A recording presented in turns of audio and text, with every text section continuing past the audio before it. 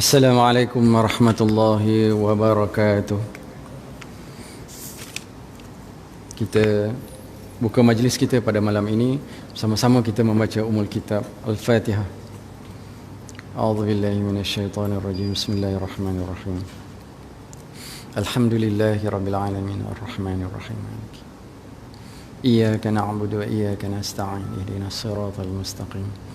Siratal ladzina an'amta 'alaihim ghairil maghdubi 'alaihim waladdallin. Amin.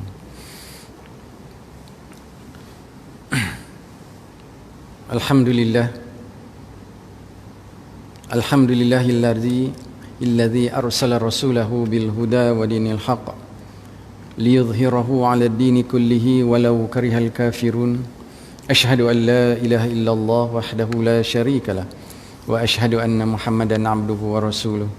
Allahumma salli wa sallim ala sayyidina Muhammad wa ala alihi wa ashabihi wa man tabi'ahum bi ihsan ila yaumiddin.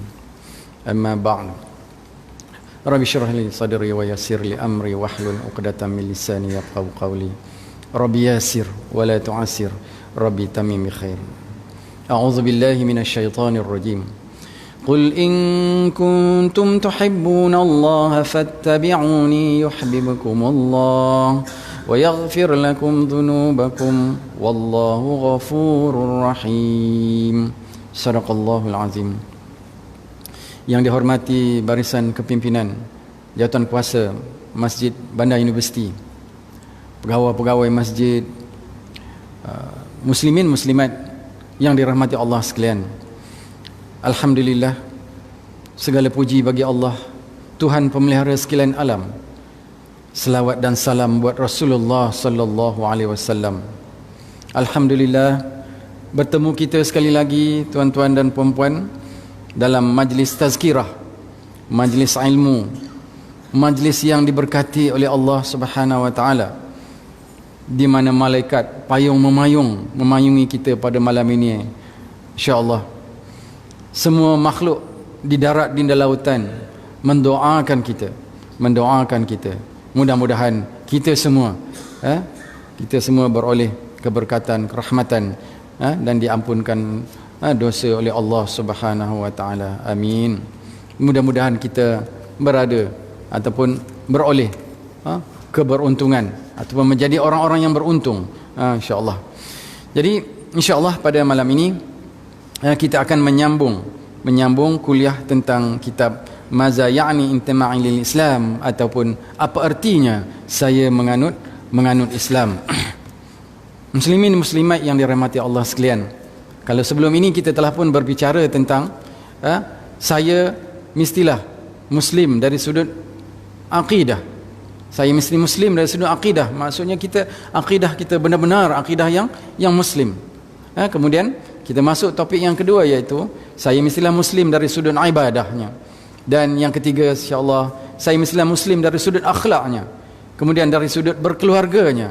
Bukan kita saja yang akan nak masuk syurga, beroleh hidayah, beroleh petunjuk, nak buat ibadat, malah keluarga kita juga kita mestilah tunjuki, ajak mereka. Kemudian saya mestilah mampu mengawal diri, dan akhirnya saya mesti yakin bahawa masa depan di tangan Islam. Jadi kita masih lagi di bawah subtopik, iaitu saya mestilah muslim dari sudut ibadah.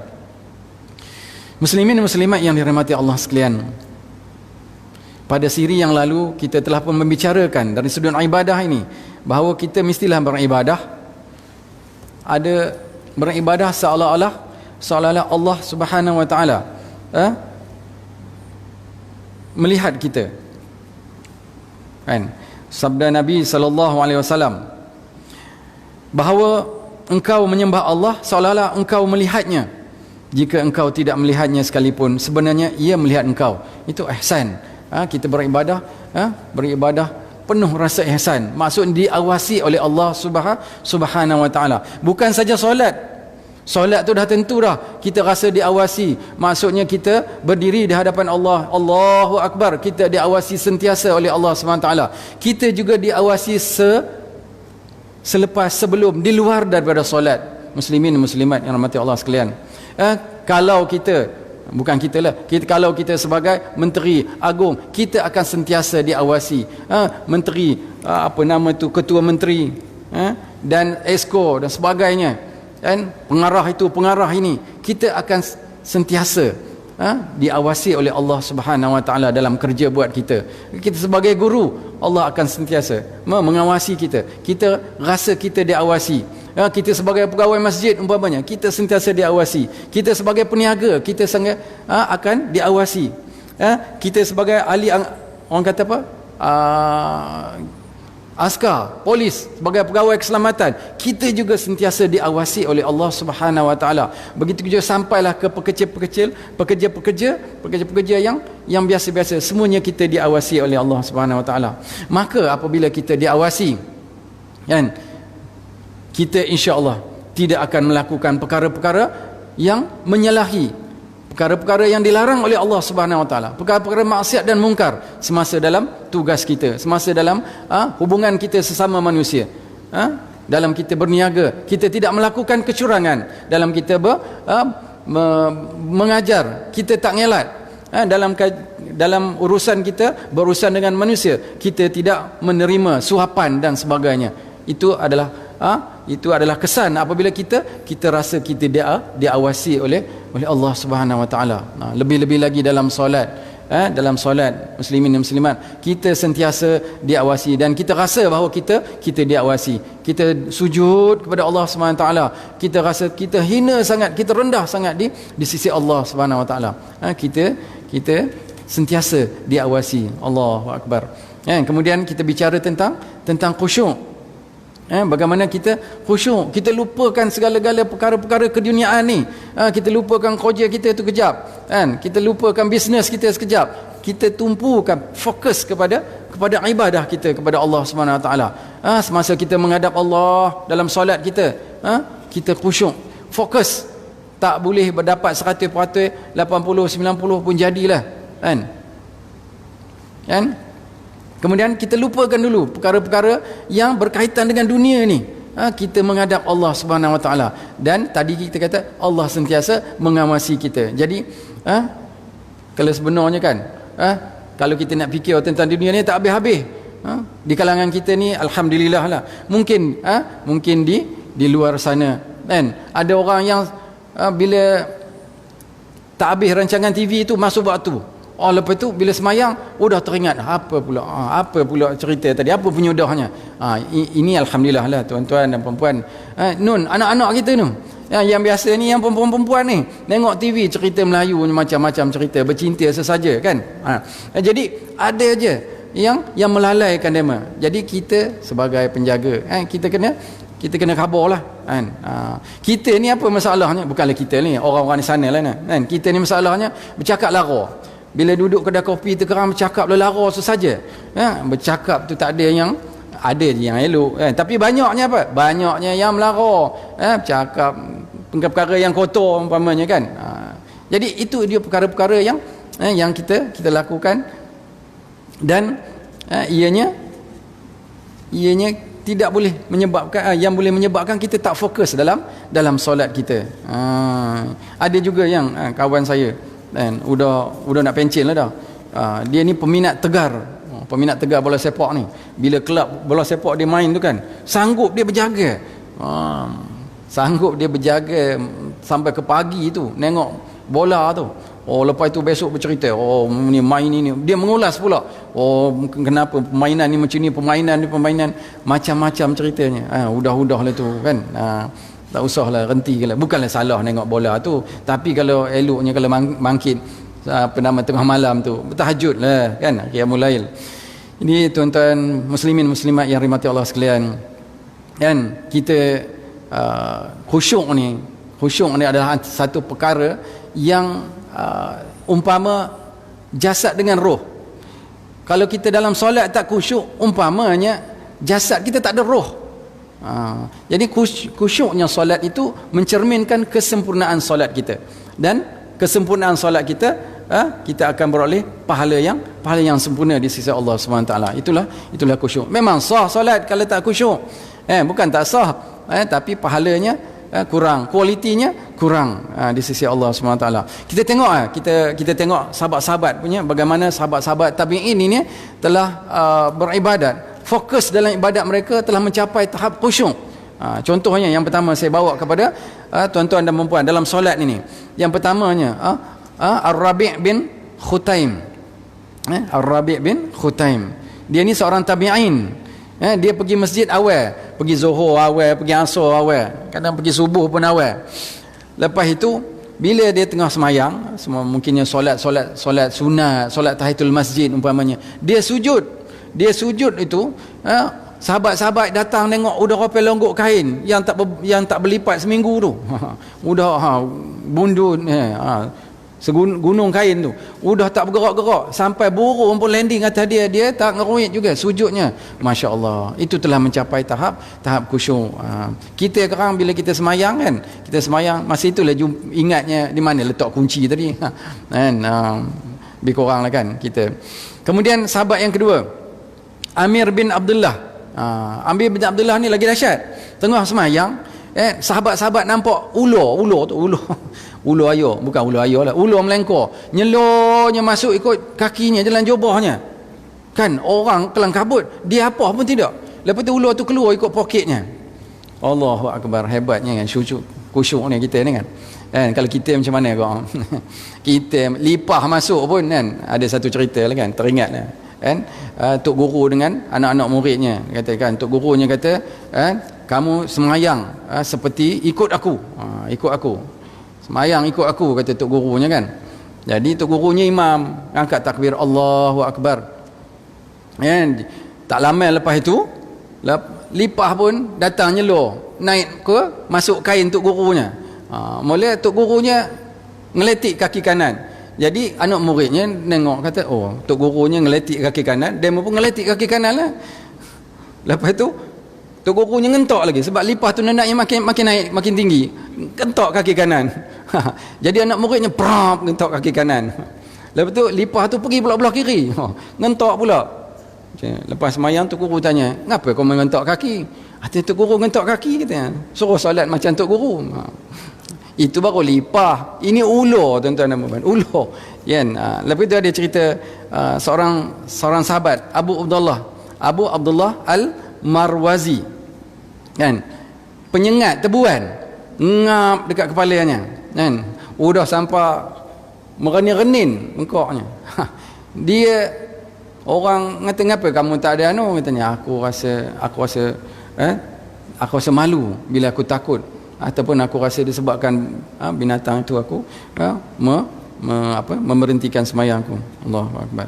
Kemudian Abu Hurairah pula, perawi hadis, dia digigit lebah masuk dalam jubah dia.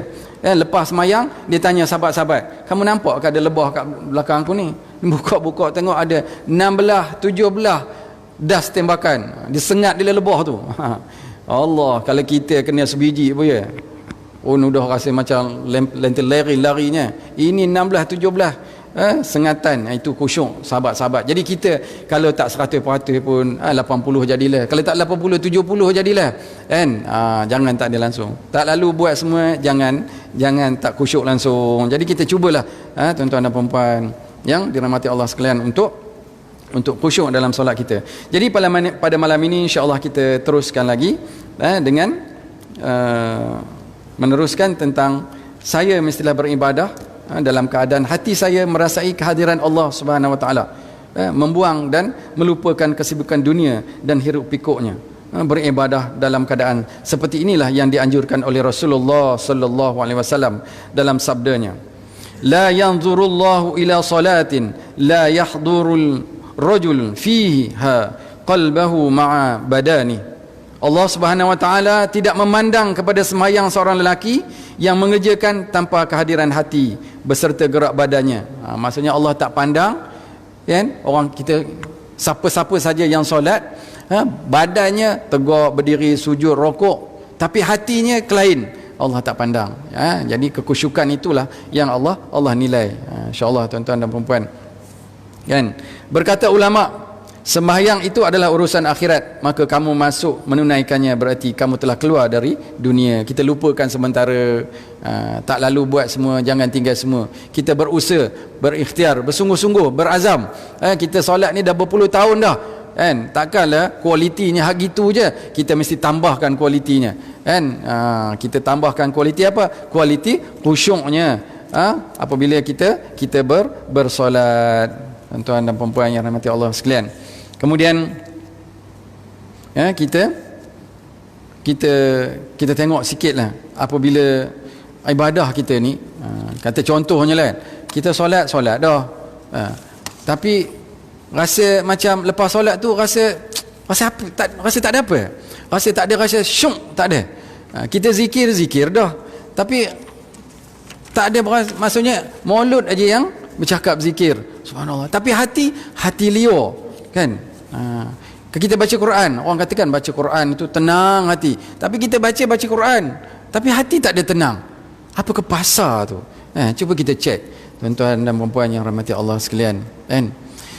Apa yang dapat saya nyatakan kat sini, kan? Maksudnya apabila hati kita tak nampak ataupun tidak dapat merasai kemanisan solat, kemanisan berzikir, kemanisan baca Quran itu, maka apa yang hilang itu adalah kemanisan. Apa yang masuk itu adalah kemanisan apa? Kemanisan kemaksiatan. Kita dalam hati kita, na'udzubillah min zalik, dalam hati kita dah apa? Dah masuk kemanisan apa? Maksiat tu. Contohnya lah, contohnya kan, semayang juga, tapi lara juga kerjanya, buat macam-macam, buat lara itu, buat kerja ni, kan, buat maksiat. Tu susah pergi jauh lah kita dalam keluarga kita, dalam rumah kita ni, kan, solatnya rajin, tak pernah tinggal, baca Qurannya, zikirnya, kan, bangun qiyamul lail, tapi kan movie kan, televisyen, kita sini dak lah kot, insya-Allah, kan. Televisyen pun kita layan juga, beria menua kita melayan televisyennya, kan. Cerita itu, cerita ini, kan. Lepas itu ada pula iklan, kan, iklan shampoo, iklan sabun tu, habis semua dia layan. Jadi Allahu akbar, tuan-tuan dan puan-puan. Ada saya ada baca WhatsApp yang dia mantau tu, seorang polis, juruterbang polis, apa kan, wallahu alam, namanya lupalah. Dia seorang hafiz, orang Kelantan, kan. Dia bila ditanya dia macam mana dia menjaga hafazan dia tu, dia kata memang kena sentiasa kena jaga makanan, kena jaga mata. Satu hari dia kata dia terlupa 5 juzuk lupa. Macam mana dia lupa? Dia pun ingat balik, rupanya katanya dia pergi ikut meneman isterinya pergi shopping. Ternampaklah aurat orang, aurat perempuan ternampak. Bila ternampak, nak ulang balik 5 juzuk lupa. Allahu akbar. Jadi itu mata kita, kan, mempengaruhi hafazan kita. Jadi kita kena kurangkan perkara-perkara yang tidak baik. Kemudian kita melakukan, sekarang ni banyak cerita berwhatsapp ni, kadang-kadang kita memanjang-manjangkan fitnah, kan, renti-renti kan. Kalau rasa macam ini ya ke tidak, jangan hero, jangan layan, jangan kita tambah lagi, panjang-panjangkan cerita-cerita yang berbentuk fitnah tu, kan. Jadi kita kurangkanlah perkara-perkara lara dalam kehidupan kita di hujung-hujung usia kita ni, muslimin dan muslimat yang rahmati Allah sekalian. Jadi bila kita semayang, hati kita tak khusyuk, kan, lepas itu kita baca Quran, tak dapat ketenangan, maksudnya ada sesuatu yang berlaku.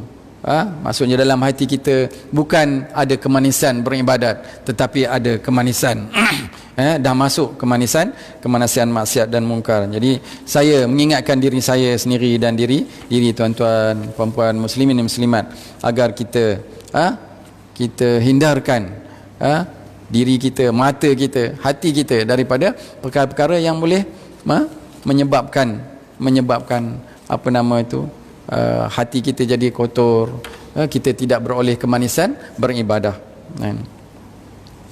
Jadi muslimin muslimat yang dirahmati Allah sekalian, seterusnya yang keempat, saya mesti beribadah dalam keadaan sentiasa ingin menambahnya, tidak merasa cukup dan tidak kenyang.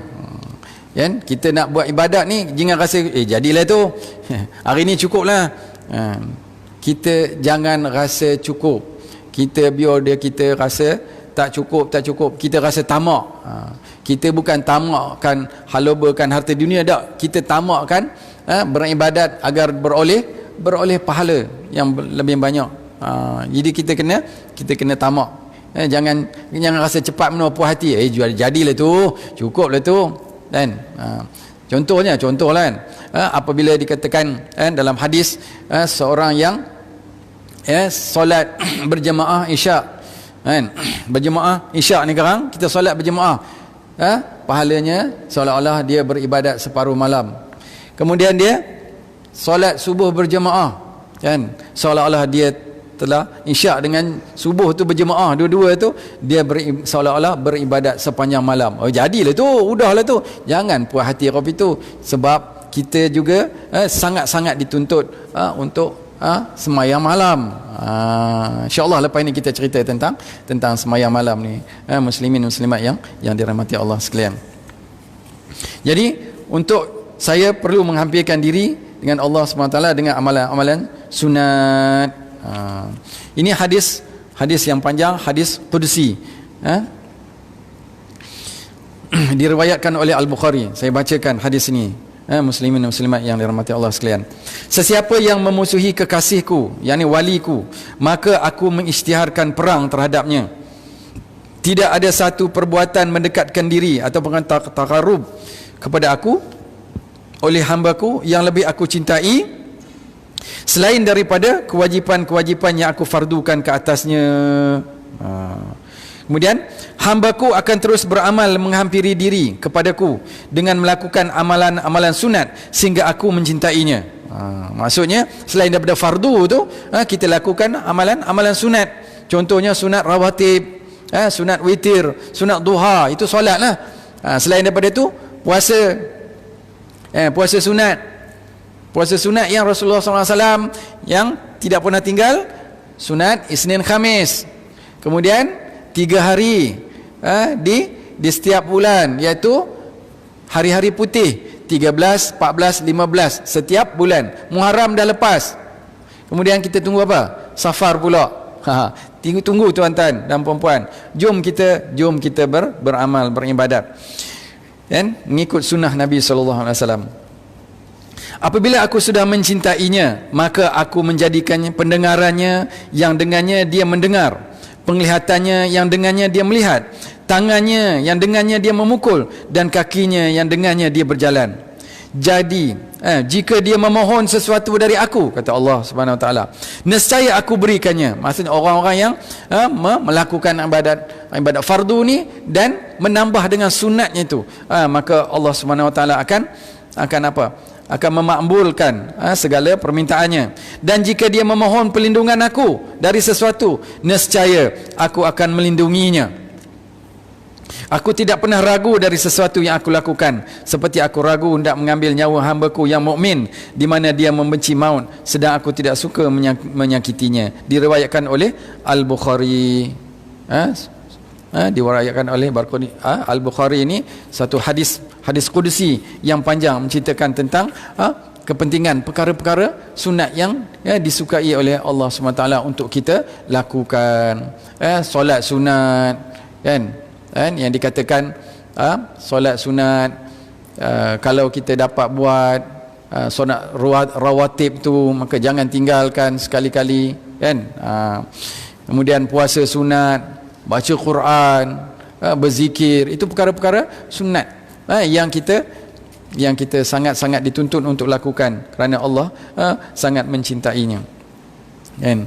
Jadi muslimin muslimat yang dirahmati Allah sekalian, itu beribadah sentiasa ingin menambah Kita ambil contoh lah, kita ambil contoh daripada sahabat-sahabat. Bagaimana Abu Bakar dengan Saidina Umar, bagaimana sedekah mereka ni, sedekah mereka. Kan satu hari Rasulullah SAW menyuruh berinfak ke jalan Allah. Kemudian Saidina Umar ni dia rasa macam inilah dia ni berlumba dengan Abu Bakar ni. Dia rasa inilah peluangnya, sebab aku ada harta, di rumah. Inilah peluangnya untuk aku untuk menderma, maksudnya lebih daripada Abu Bakar. Macam tu. Kemudian dia pun balik ke rumah, dia bahagi dua hartanya. Satu sebahagian ditinggalkan untuk keluarga, isteri dan anak. Kemudian sebahagian lagi dibawanya kepada Rasulullah. Ni ya Rasulullah. Dia ingat dia besar benar, dah banyak benar dah tu infaknya. Kemudian apa yang tinggal kamu ya Rasulullah? Apa yang tinggal pada kamu ya Rasulullah? Apa yang kamu tinggalkan? Saya tinggalkan separuh daripada harta saya kepada isteri dan anak saya. Kemudian datang pula Abu Bakar, bawa sejumlah, lagi banyak kata. Bila ditanya oleh Rasulullah, kan, Abu Bakar kata, ini seluruh hartaku, aku wakafkan, aku infakkan ke jalan Allah. Rasulullah kata, wahai Abu Bakar, apa yang kamu tinggalkan untuk keluarga kamu? Allah dan Rasul. Allahu Akbar. Umar kata, memang aku tak boleh nak lawan lah Abu Bakar ni, katanya. Kan? Memang tak boleh lawan Abu Bakar ni. Kan? Jadi itu contoh, kita buat ibadat ni, kita jangan rasa puas hati, kita jangan rasa kita rasa kita nak buat lagi, sebanyak-banyaknya.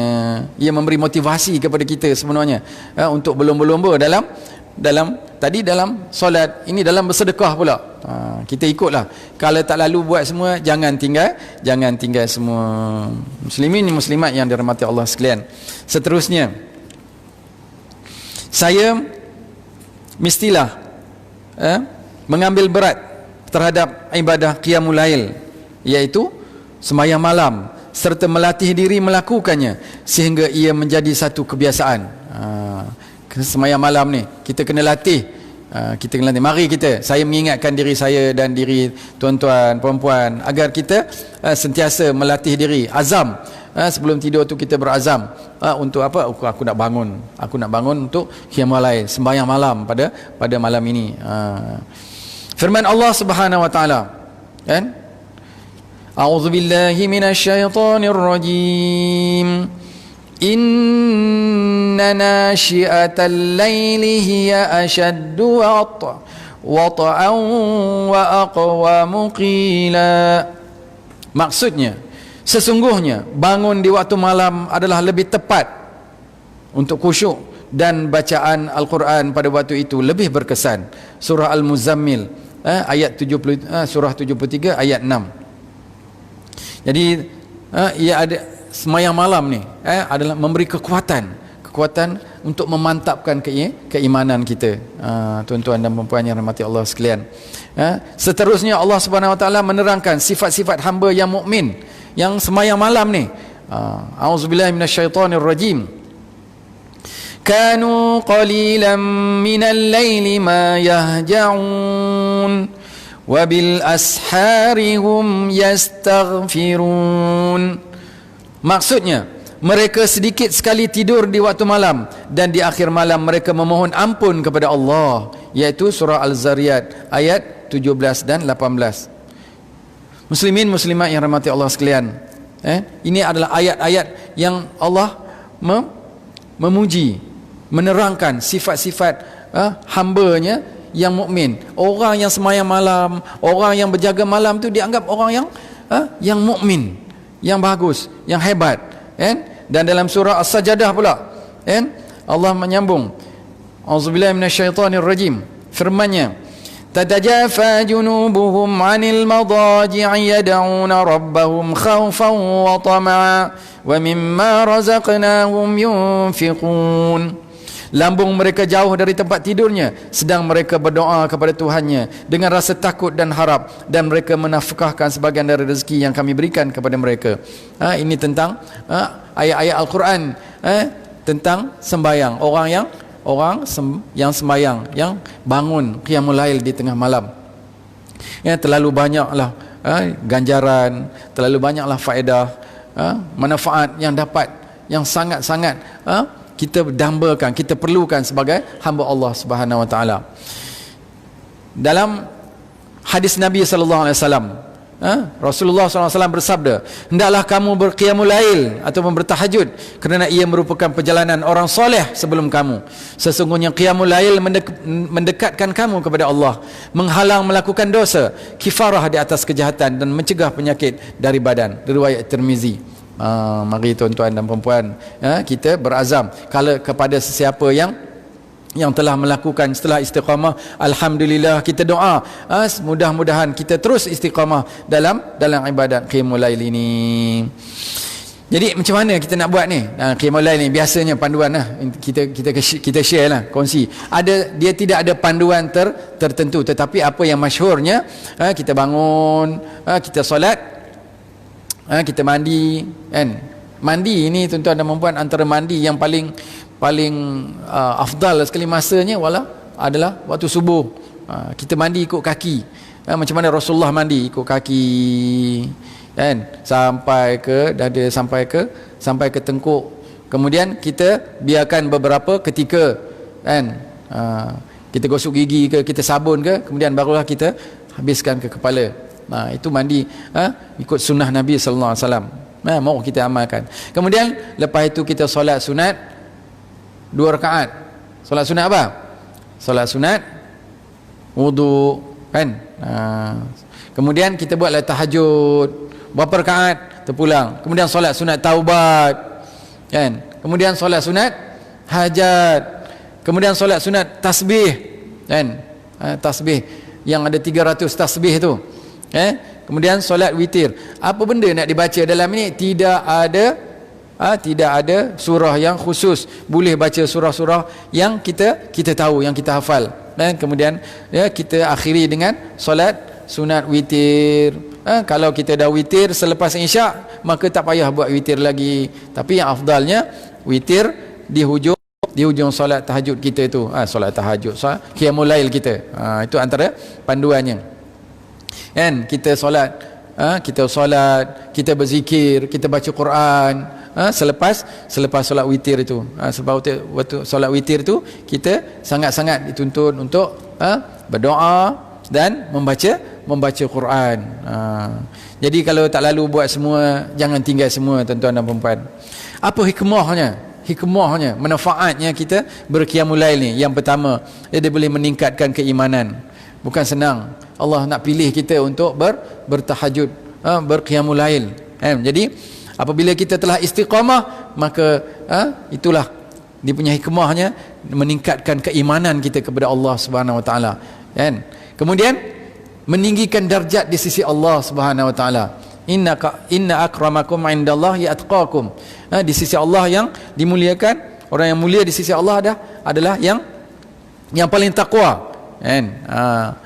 Dan yang ketiga, dapat beribadah dengan lebih khusyuk. Maksudnya keadaan yang sunyi, kita berdoa kepada Allah Subhanahu Wa Taala, kita sujud di hadapan Allah Subhanahu Wa Taala, kita memohon ampun kepada Allah di atas dosa-dosa kita, kan? Di sanalah kalau boleh tuan-tuan dan puan-puan, muslimin muslimat, kita memohon ampun, sehingga apa? Sehingga menitis air mata kita. Kalau dulu sebelum ini kita dengar Syekh Zainul Asri bila datang sini, dia bagi kuliah duha, dia mengatakan apabila air mata kita ni meleleh, jangan kita lap dengan kain. Air mata kita meleleh ni, kita lap dengan tapak tangan kita ni, dan kita sapu muka kita seluruh, dekat dengan mana-mana dekat anggota badan kita. Kerana apa?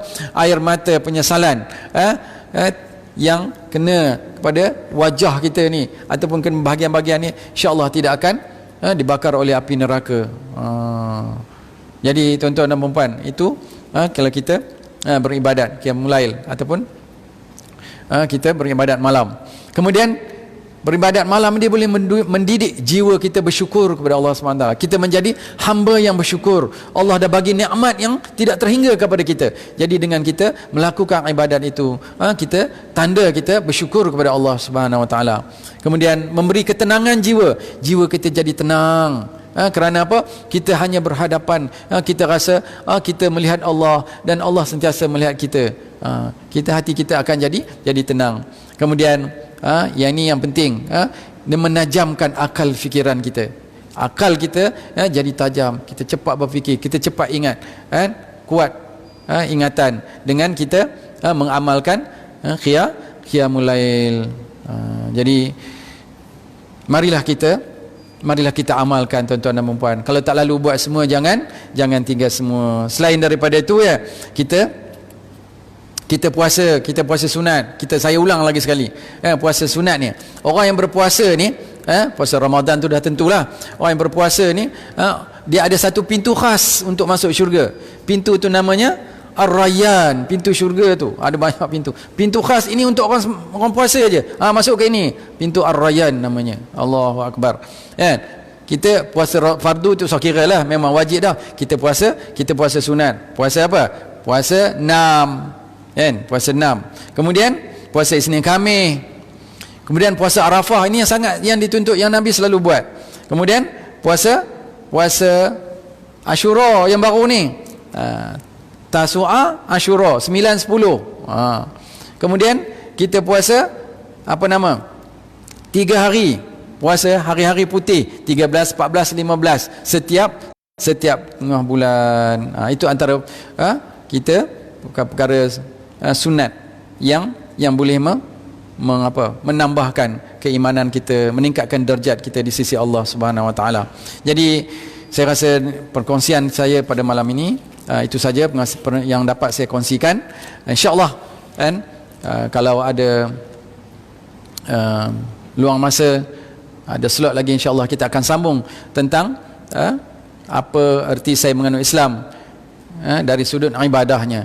Jadi saya mohon ampun dan maaf di atas mungkin ada kesilapan, tersasul kata, dan kepada ustaz-ustaz, muslimin muslimat yang saya alu-alukan untuk memberi input yang baik, penambahbaikan bagaimana untuk saya memberi ataupun menyampaikan dengan lebih baik lagi insya-Allah di masa akan datang.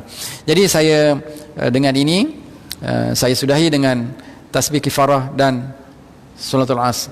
Subhanakallahumma wa bihamdika asyhadu an la ilaha illa anta astaghfiruka wa atubu ilaik.